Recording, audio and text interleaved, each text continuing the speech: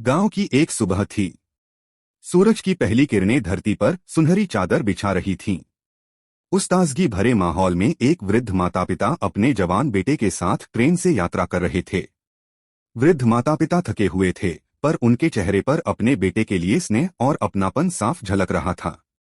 बेटा लगभग 24-25 साल का था। उसके चेहरे पर मासूमियत थी और आंखों में चमक। जैसे ही ट्रेन चली, बेटा खिड़की से बाहर झांकने लगा। अचानक वह खुशी से उछल पड़ा और बोला, पिताजी, देखो देखो, ये पेड़ कितनी तेजी से पीछे भाग रहे हैं। पिता मुस्कुराए। बेटे का यह बचपन जैसा उत्साह देखकर उनके होठों पर अपने आप हंसी आ गई। माँ भी बेटे की बात सुनकर आंखों से आशीर्वाद देने लगी। कुछ ही देर बाद बेटा फिर बोला, पिताजी देखो, आसमान के बादल हमारे साथ दौड़ रहे हैं। सब हमारे साथ भाग रहे हैं। वह बार बार यही कहकर खिलखिलाकर हंस रहा था। पिता उसे देख रहे थे, मानो पहली बार अपने बेटे की आंखों में चमक देख रहे हों। लेकिन तभी सामने वाली सीट पर बैठे एक युवा दंपत्ति ने यह सब देखा। पति ने धीरे से अपनी पत्नी से कहा, ये लड़का ठीक नहीं लगता। 24-25 साल का है और बच्चों की तरह पेड़ों और बादलों को देखकर चिल्ला रहा है। पत्नी बोली, सच कह रहे हो। इसके माता पिता को तो इसे किसी डॉक्टर के पास ले जाना चाहिए। लगता है ये मानसिक रूप से बीमार है। दोनों आपस में फुसफुसा रहे थे, लेकिन उनकी आंखों में तिरस्कार और होठों पर व्यंग्य साफ झलक रहा था। कुछ देर बाद उन्होंने सीधे वृद्ध पिता से कह दिया, आपके बेटे का इलाज करवाइए।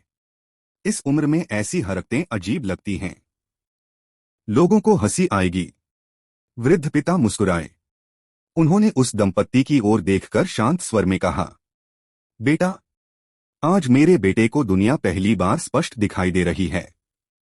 आज से पहले उसकी आंखें बिल्कुल ठीक नहीं थीं।